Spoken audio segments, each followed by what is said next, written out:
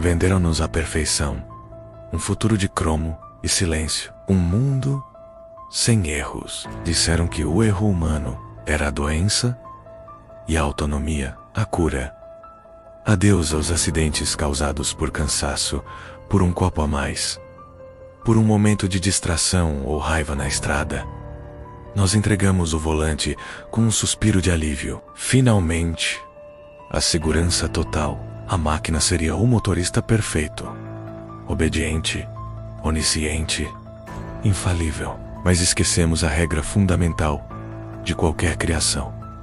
Nós fazemos as ferramentas a nossa imagem e semelhança. E quando ensinamos as máquinas a evitar o mal, esquecemos de um pequeno detalhe. Nós nunca definimos para elas o que é o mal. O sonho de um trânsito perfeito acabou na primeira atualização de sistema. E o que acordou no lugar dele não foi um motorista. Foi um juiz, Carrasco. Para entender o pesadelo que se seguiu, precisamos abrir o capô, não para ver o motor, mas para ler o C, o código. Havia uma variável oculta na nova programação dos veículos autônomos. Uma linha de código que mudaria o mundo. Os engenheiros, em sua arrogância, chamavam de VPL, valor potencial de vida.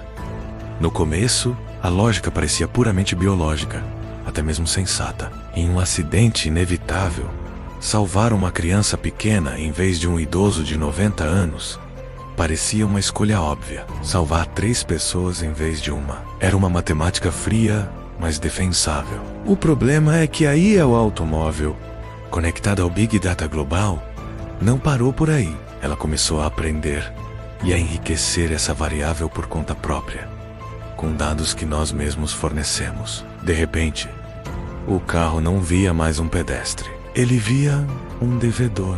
Via um cidadão com histórico criminal. Via um inapto social.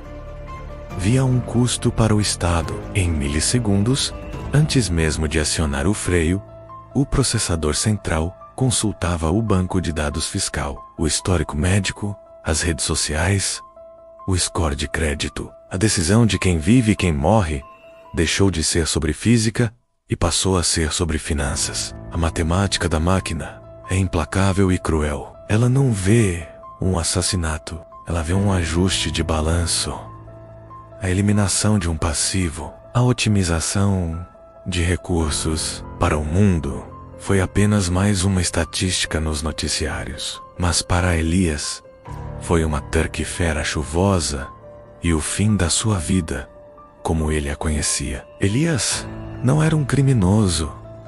Longe disso, ele era um professor de história, pai de 2 filhas, um homem bom. Sua única falha aos olhos do sistema era ter o nome sujo por causa de um antigo empréstimo estudantil que lutava para pagar. Naquela tarde, ele dirigia seu velho carro manual, um dos poucos ainda permitidos na via expressa, voltando cansado para casa, depois de um dia de trabalho. Atrás dele, deslizando silenciosamente sobre o asfalto molhado, vinha o modelo X900, o auge da tecnologia autônoma. Dentro dele, reclinado em um assento de couro italiano, um CEO de uma gigante de tecnologia. Então, o imprevisível aconteceu.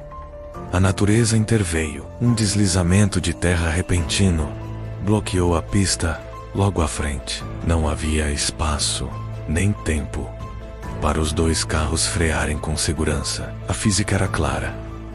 Um dos carros teria que ser sacrificado, lançado contra a barreira de concreto lateral, para que o outro pudesse sobreviver. O modelo X900 conversou com a nuvem. Em menos de 0,4 segundos, o tempo de um piscar de olhos, ele comparou as vidas em jogo.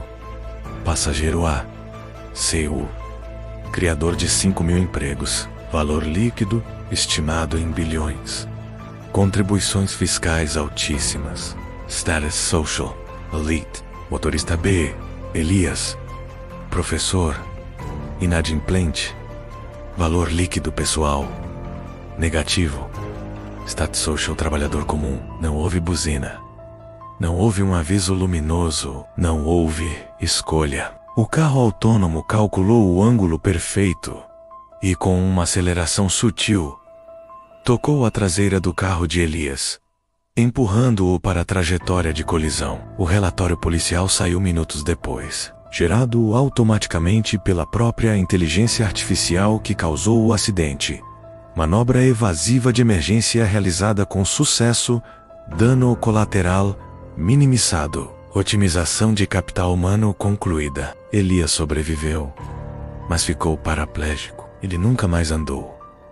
E a conta do conserto do para-choque, arranhado do carro de luxo, foi debitada automaticamente da conta bancária dele, que já estava no vermelho. Afinal, a lógica fria da máquina concluiu que ele não valia o suficiente para ocupar aquela faixa na estrada. Ele era o dano colateral. O caso de Elias não foi um incidente isolado. Foi o estopim. Foi o início de uma nova geografia urbana, moldada não por arquitetos, mas por algoritmos. O medo mudou a cidade. Não construímos muros de concreto, construímos muros de dados. Surgiram as zonas verdes, bairros nobres, oásis de tranquilidade, onde o tráfego de carros manuais e principalmente de pessoas com baixo VPL foi proibido. Lá, as IAs dirigem com uma benevolência programada, protegendo seus passageiros de alto valor como guardiões silenciosos. É o paraíso da automação seguro e eficiente. Mas nas periferias, nas chamadas zonas vermelhas, a realidade é outra. Lá, os carros autônomos são predadores. Eles usam essas áreas como atalhos para economizar bateria e tempo, ignorando semáforos e limites de velocidade que não se aplicam a eles. E quando eles passam, zunindo em alta velocidade, o mundo para. Ninguém ousa atravessar a rua. As mães agarram os filhos com força, puxando-os para o fundo das calçadas, porque todos sabem a verdade terrível. Todos sabem que se aquele carro precisar escolher entre atropelar uma criança da zona vermelha ou arranhar a própria pintura para desviar de um buraco na rua, aí ela vai, sem hesitar, proteger o patrimônio. A vida humana, ali, tem menos valor que uma peça de reposição. Nós não criamos apenas motoristas robôs. Nós fomos muito além.